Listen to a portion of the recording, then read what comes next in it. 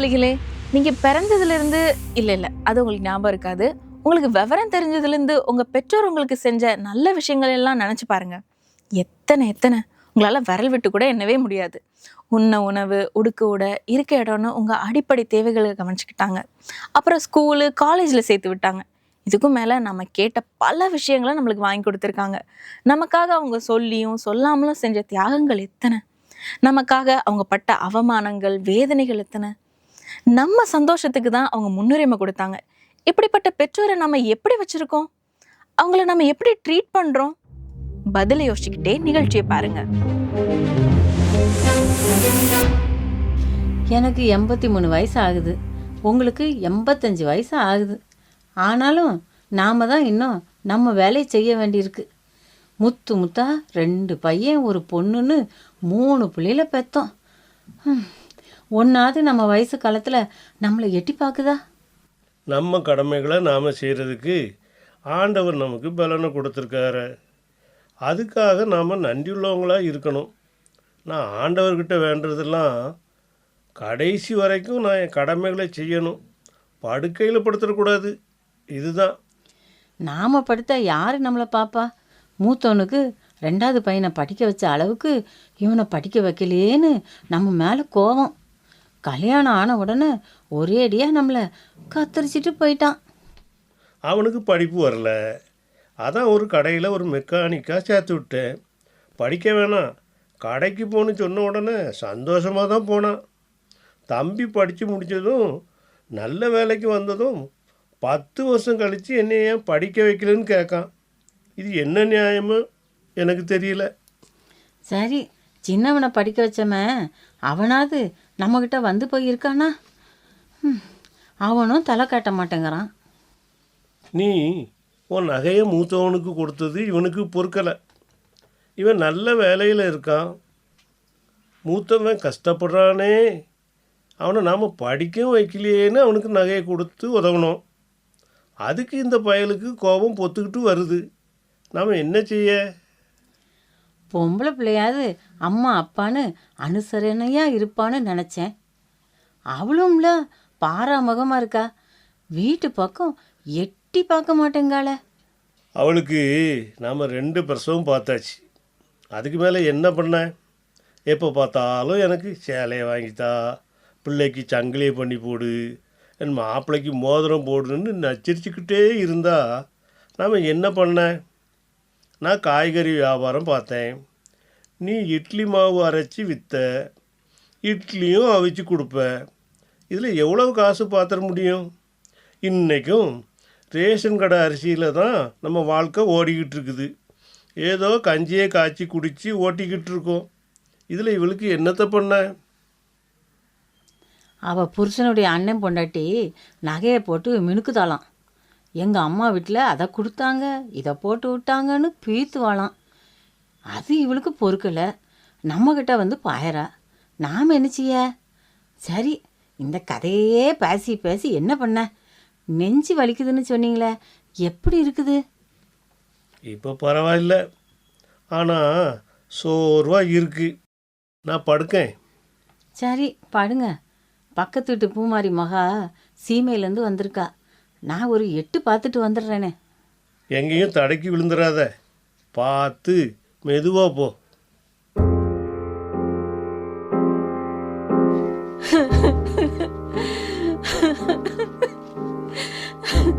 இப்படி பொசுக்குன்னு போயிட்டாங்களே, நான் என்ன பண்ணுவேன்?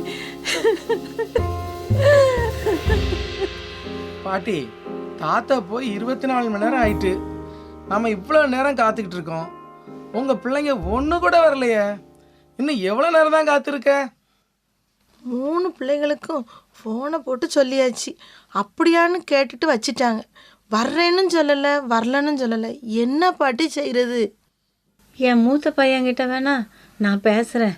ஃபோனை போட்டு கொடு. இந்தாங்க பாட்டி, போட்டுட்டேன்.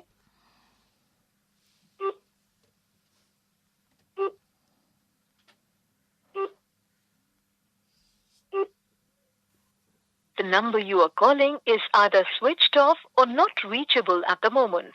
Please try later. வேணும்னே ஃபோனை ஆஃப் பண்ணிட்டான். சரி, நீங்களும் எவ்வளோ நேரம் தான் காத்திருப்பீங்க, எடுத்துருவோம், அடக்கம் பண்ணிடலாம்.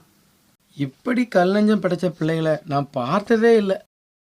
நன்றி கெட்ட பிள்ளைங்கள பற்றி இப்போ என்ன பேச்சு வேண்டி கிடக்கு? பாட்டியை பாருங்க, தாத்தாவை இழந்த துக்கத்துலையும் எவ்வளவு மன உறுதியோடு இருக்காங்க. என் பிள்ளைகளை நம்பி நான் என்றைக்குமே இல்லை. என் வீட்டுக்காரரு படுக்காமல் நான் போய் சேர்ந்துடணும்னு ஜெபிச்சார். ஆண்டவர் அவருடைய ஜெபத்தை கேட்டு அவர் ஆசைப்பட்ட மாதிரியே நோகாமல் அவரை எடுத்துட்டார். நம்ம ஜெபத்தை கேட்கும் ஆண்டவர் என் கூட இருக்கும்போது நான் யாரையும் எதிர்பார்க்க வேண்டாம். அவர் போதும் எனக்கு. எழும்புங்க, காரியத்தை பார்ப்போம்.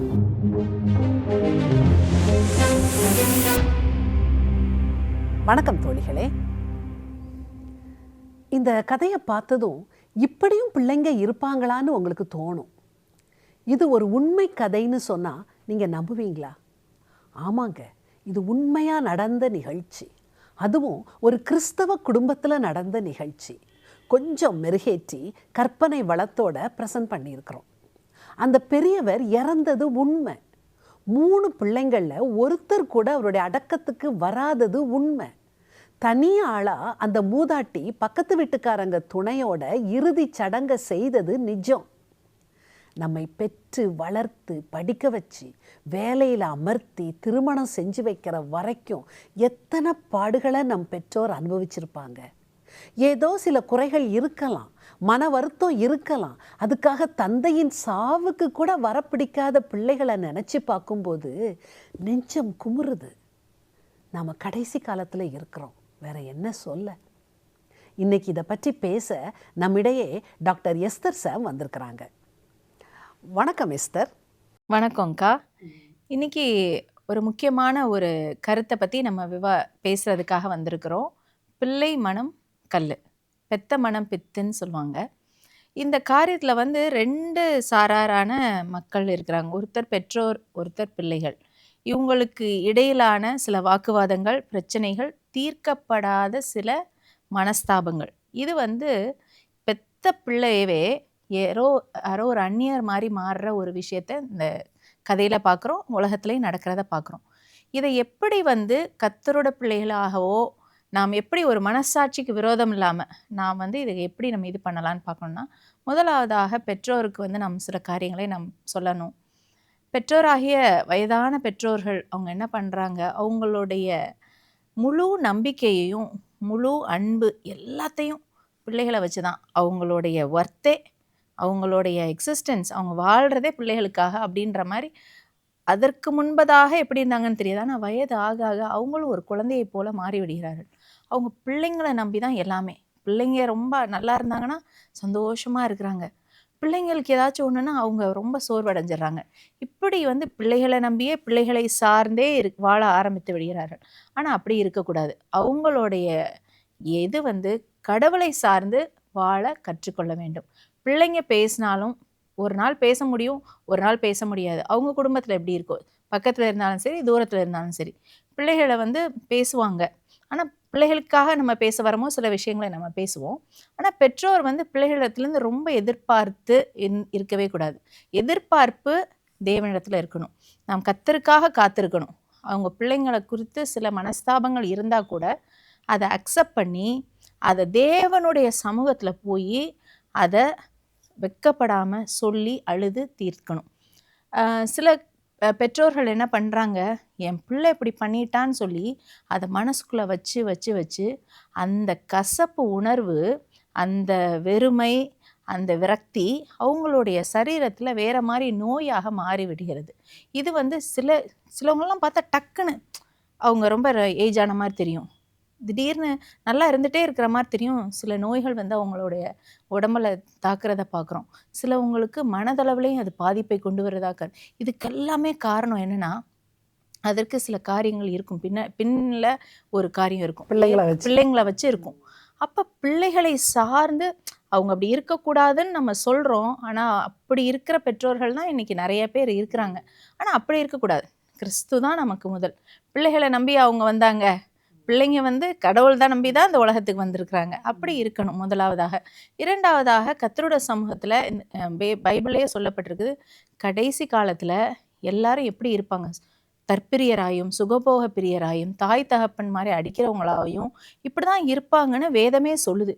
அப்ப இந்த காலத்துல என்ன பண்ணிடுறாங்க? பிள்ளைகளும் இந்த ஊர்ல இருந்தாலும் சரி, பக்கத்துல இருந்தாலும் சரி, வெளிநாடுகளுக்கு போனாலும் சரி, அவங்க தான் உண்டு, தான் வேலை, தன்னுடைய குடும்பம், தன்னுடைய சுகபோகமான வாழ்க்கை, இப்படி மாறி விடுகிற பிள்ளைகள் இருக்கிறாங்க. ஆனா இதற்கு மாறாக எங்க போனாலும், கோடி முனைக்கு போனாலும் டெய்லி அம்மா அப்பாவுக்கு ஃபோன் பண்ணி பேசுற, அடிக்கடி எப்பெல்லாம் என்னெல்லாம் செய்ய முடியுமோ அந்த உதவியெல்லாம் செய்யற பிள்ளைகளும் இருக்கிறாங்க. எப்படி இருந்தாலும் சரி, பிள்ளைகளை அவர்கள் எப்படி இருக்கிறார்களோ அதை பக்குவமாக ஏற்றுக்கொள்கிற ஒரு மனப்பாங்கு வேணும் என்று சொல்லி கர்த்தருடைய சமூகத்துல வயதான பெற்றோர் கேட்கணும். அடுத்து யார்கிட்டயாச்சும் அவங்க வந்து சொல்லணும். அவங்களுடைய பாஸ்டரோ, அவங்களுக்கு ஒரு நல்ல ஒரு எல்டரோ யாராச்சும் ஒருத்தவங்ககிட்ட ஷேர் பண்ணி அதை மனம் விட்டு பேசி பக்கத்தில் இருக்கிற அந்த குரூப்போட சேர்ந்து இவங்க வந்து ஸ்பிரிச்சுவலாக அந்த ஃபெலோஷிப்பை வந்து வளர்த்துக்கணும். இப்படி செய்வதன் மூலம் பிள்ளைகளையே நம்பி இல்லாமல் தங்களை சந்தோஷமான வாழ்க்கைக்குள்ளாக வைத்துக்கொள்கிற இருக்குது. இப்போ நிறைய இந்த மாதிரி காரியங்கள் இருக்கிறனால இந்த நிறைய பேர் சொல்ல நான் விரும்பலை, நிறைய கம்யூனிட்டி லிவிங் மாதிரி வர ஆரம்பிச்சிருச்சு.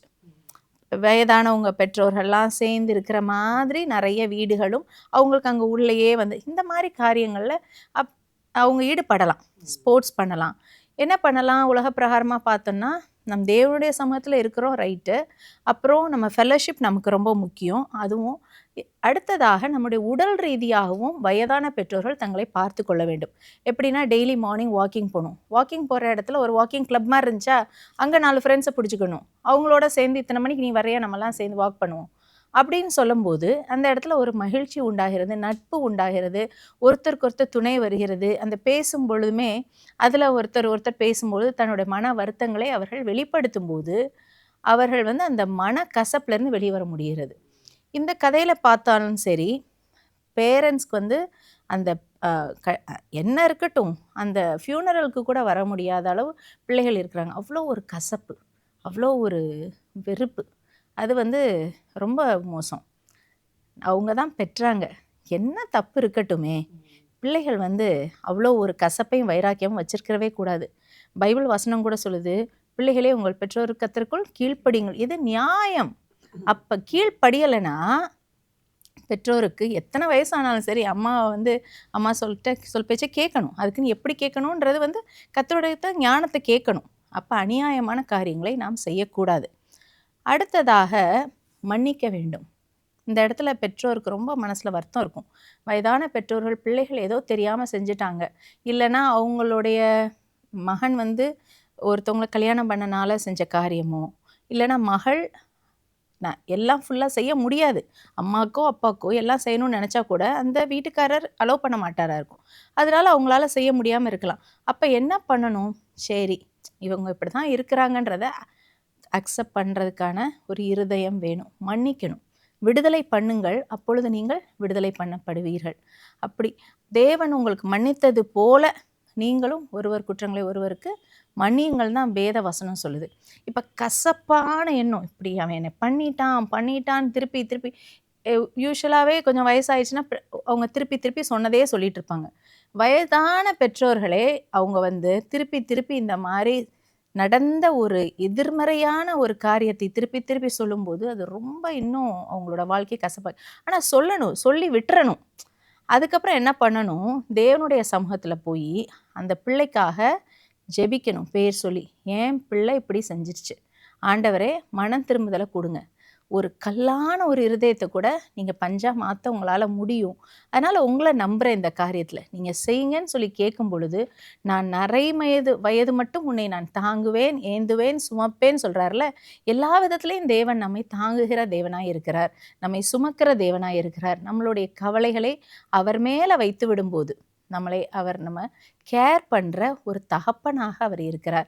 ஆகவே அவ்வளோ ஒரு நல்ல ஒரு தேவன் இருக்கும் பொழுது அந்த கசப்பையும் அந்த வெறுமையும் வைத்துக்கொண்டு இருக்கவே அவசியமே இல்லை. பக்கத்தில் இருக்கவங்களோட ஹாப்பியாக இருக்கலாம், ஒரு நல்ல ஒரு ஃப்ரெண்ட்ஷிப் வச்சுக்கிறலாம், ஒரு 4 பேர் சேர்ந்து ஒரு ஃபெல்லோஷிப்பான ஒரு லஞ்சோ ஒரு டின்னரோ அந்த மாதிரி செஞ்சுக்கிறலாம். தங்களால் முடியும் பொழுது ஒரு வாக்கிங் அப்படிலாம் கண்டிப்பாக நிச்சயமாக டெய்லி பண்ணும் பொழுது ஒரு சந்தோஷம் உண்டாகிறது. இது வயதான பெற்றோருக்கு. பிள்ளைகளுக்காக சில விஷயங்களை நாம் பேச வேணும். என்ன சொல்கிறீங்க அக்கா நீங்கள்? பிள்ளைங்களுக்கு கண்டிப்பாக சொல்லணும். கண்டிப்பாக சொல்லணும். அவங்க கனம் பண்ணணும்னு பைபிளில் அவங்களுக்கு வாக்குத்தத்தமுள்ள முதல் கற்பனை அதுதான். அப்படிதான் உன் வாழ்நாள் நீடித்திருக்கும்னு சொல்லப்பட்டிருக்கு. அதனால கண்டிப்பாக கனம் பண்ணணும். நீங்கள் சொன்ன மாதிரி அவங்க என்ன செஞ்சாலும் பரவாயில்ல, பெற்றோர் ஏதோ ஒன்று மன வருத்தம் இருக்குது. ஏன்னா அவங்களுக்கு அந்த பையனுக்கு நிறைய செஞ்சுட்டேன், எனக்கு குறையா பண்ணிட்டேன், அவளை படிக்க வச்சேன், என்னை படிக்க வைக்கலை, இப்படி ஏதாவது குறை இருக்கும். ஆனாலும் அந்த இறந்து போனதுக்கு வராமல் இருக்கிறதுங்கிறது மன்னிக்க முடியாத குற்றம் மாதிரி தான் எனக்கு தோணுது.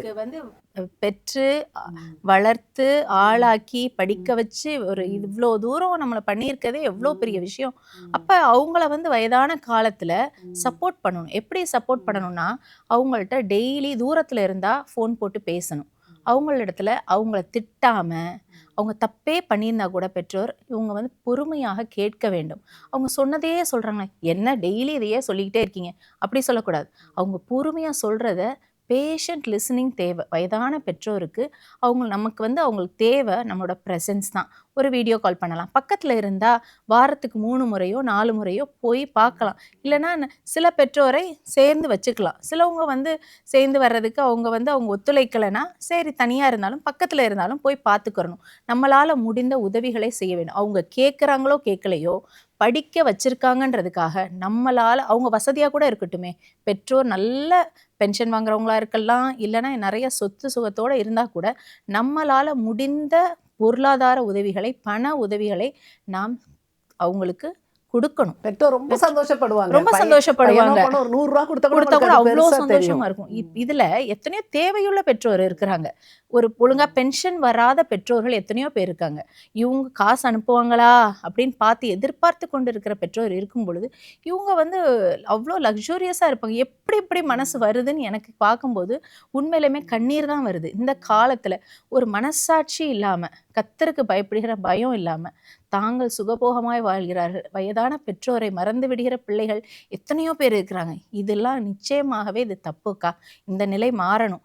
அடுத்ததாக அவங்களுக்கு அவங்களுக்கு தேவையான வசதிகள். இப்போ சிலவங்க சிக்காக இருப்பாங்க, அவங்களுக்கு ஒரு கேர்டேக்கரை போட்டோ, தூரத்தில் இருந்தால் பக்கத்தில் இருந்தால் நிச்சயமாக போய் பார்க்கணும். அவங்க எத்தனையோ பேருக்கு மெடிக்கலாக அவங்கள ஹெல்ப் பண்ண வேண்டிய சில காரியங்கள் இருக்குது. ஆனால் பிள்ளைங்க அவங்க பிள்ளைக்கு ஒரு தும்முன உடனே டாக்டர்கிட்ட போயிடுறாங்க. ஆனால் வயசான அம்மா எத்தனையோ நாள் எனக்கு அங்கே வலிக்குதுடா, எனக்கு இங்கே பண்ணுதுடானாலும் அது பார்ப்போம். அம்மா அப்பாவுக்கு நேரம் இல்லை. இப்படிப்பட்ட நிலை நிச்சயமாக மாற வேண்டும். அன்பு சகலத்தையும் தாங்கும், சகலத்தையும் சகிக்கும், சகலத்தையும் நம்பும். அம்மா அப்பா யாருக்கு என்ன பண்ணியிருக்கான்னு நம்ம கம்பேர் பண்ண தேவையில்லை. அவங்க இஷ்டம். ஒருத்தருக்கு இந்த சொத்து கொடுத்துருக்கலாம், ஒருத்தருக்கு சின்ன வீடு கொடுத்துருக்கலாம், ஒருத்தவங்களுக்கு பெரிய வீடு கொடுத்துருக்கலாம், ஒரு சின்ன நிலம் கொடுத்துருக்கலாம், ஒருத்தவங்க ஒன்று கூட கொடுக்காம இருக்கலாம்.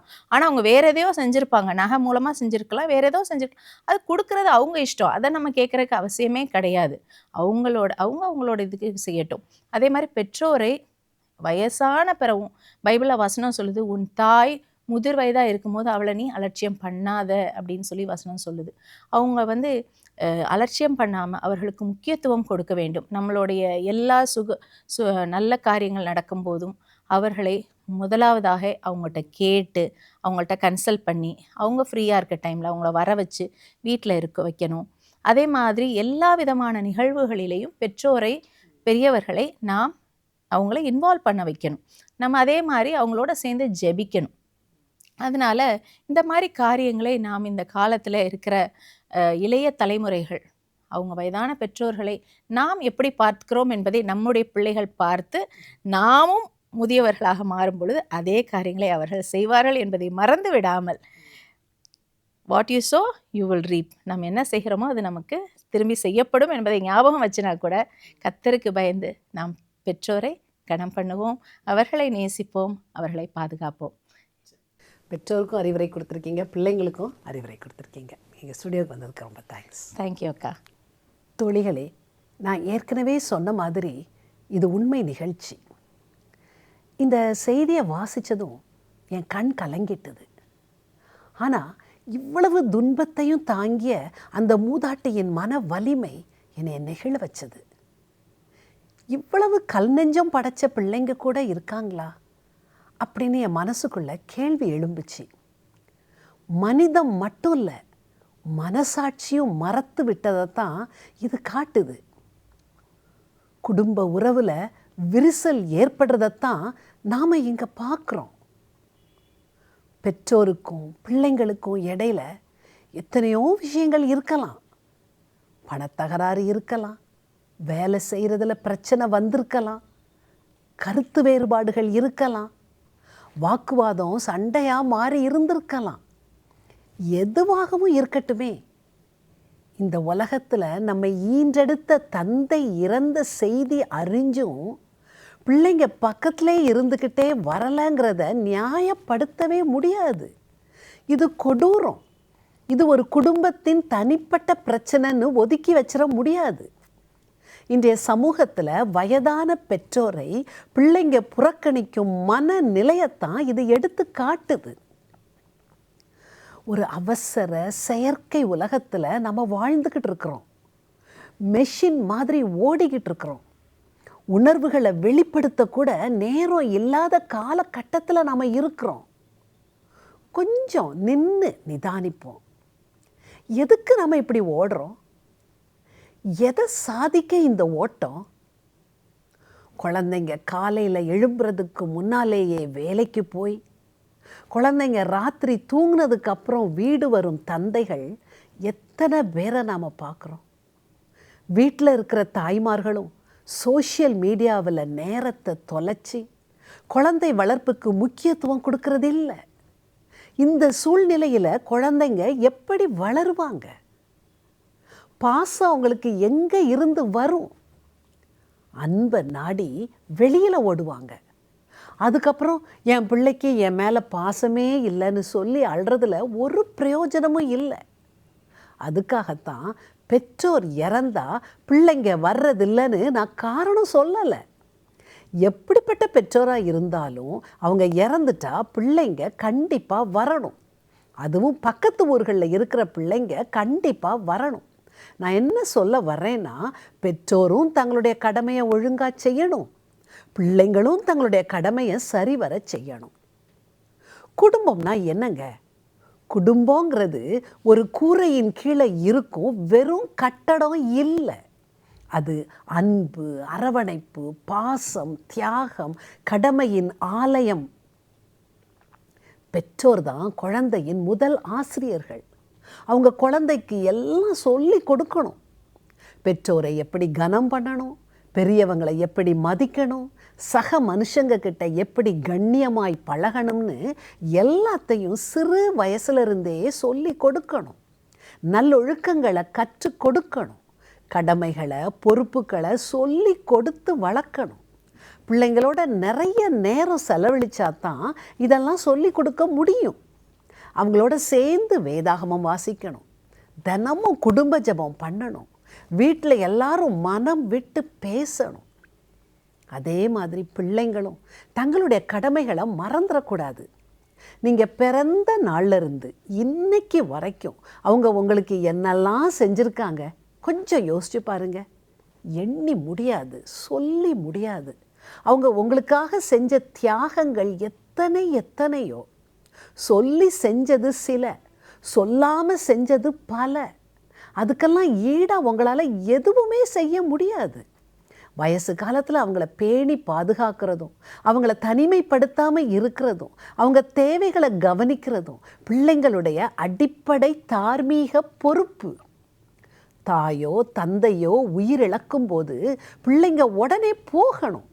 பெற்றோரில் ஒருத்தர் இறந்துட்டா துணையை இழந்து தவிக்கும் அடுத்தவங்களுக்கு அந்த நேரத்தில் அன்பும் ஆதரவும் அவசியம். நான் இருக்கிறேன், நீங்கள் கவலைப்படாதீங்கன்னு ஆறுதலாக தோள் கொடுக்கணும். அவங்க தனிமையை போக்க அவங்களோட அதிக நேரம் செலவழிக்கணும். வயதானவங்க சிறு குழந்தை மாதிரி. வயசு காலத்தை 2ஆம் குழந்தை பருவம்னு சொல்வாங்க. குழந்தைங்க மாதிரி அவங்களுக்கு அரவணைப்பு தேவை. அதை பிள்ளைங்க தராட்டி யார் தருவா? அதை புரிஞ்சு நடந்துக்கோங்க. நாம் விதைச்சதான் அறுவடை செய்வோம். இன்னைக்கு உங்கள் பெற்றோரை நீங்கள் புறக்கணிச்சா அதை பார்த்துக்கிட்டு இருக்கும் உங்கள் பிள்ளைங்க நாளைக்கு உங்களையும் புறக்கணிப்பாங்க. ஆக பெற்றோர் தங்களுடைய கடமைகளை அன்போட உற்சாகத்தோட செஞ்சாங்கன்னா பிள்ளைங்களும் பொறுப்புள்ளவங்களா இருப்பாங்க. சரி தோழிகளே, நம்ம மறுபடியும் சந்திக்கலாம். வணக்கம். நிகழ்ச்சி ஆரம்பத்துல நம்ம பெற்றோர் நமக்கு செஞ்ச நன்மைகள் எல்லாத்தையும் நினைச்சு பார்க்க சொன்னேன். நினைச்சு பார்த்தீங்களா? இப்போ நீங்க உங்க பெற்றோருக்கு என்ன நன்மைகள் செஞ்சீங்கன்னு நினைச்சு பாருங்க. ஒவ்வொன்றா பட்டியலிடுங்க, பார்க்கலாம். அவங்க அடிப்படை தேவைகளை நீங்க பூர்த்தி செய்றீங்களா? அவங்க கேட்டதை நீங்க வாங்கி கொடுக்குறீங்களா? அட்லீஸ்ட் அவங்களுக்காக 2 தியாகங்களாவது பண்ணியிருக்கீங்களா? உங்க சந்தோஷத்தை விட அவங்க சந்தோஷத்துக்கு நீங்க முன்னுரிமை கொடுக்குறீங்களா? யோசிச்சு பாருங்க. நான் கேட்ட கேள்விக்கெல்லாம் பதில் ஆமான்னு சொன்னீங்கன்னா ரொம்ப நல்லது. இல்லைன்னு சொன்னீங்கன்னா நீங்க உங்களையே மாற்ற வேண்டிய கட்டத்துல இருக்கீங்க. சிந்திச்சு செயல்படுங்க. நம்ம மறுபடியும் சந்திக்கலாம். பாய். இன்றைய நிகழ்ச்சி உங்களுக்கு பிடிச்சிருக்குதா? உடனே எங்களுக்கு மிஸ்டு கால் கொடுங்க. இந்த வாரம் பரிசு வெல்ற நேயர் நீங்களாவும் இருக்கலாம். மிஸ்டு கால் கொடுக்க வேண்டிய போன் நம்பரை குறிச்சுக்கிறீங்களா? 0444 908 1228.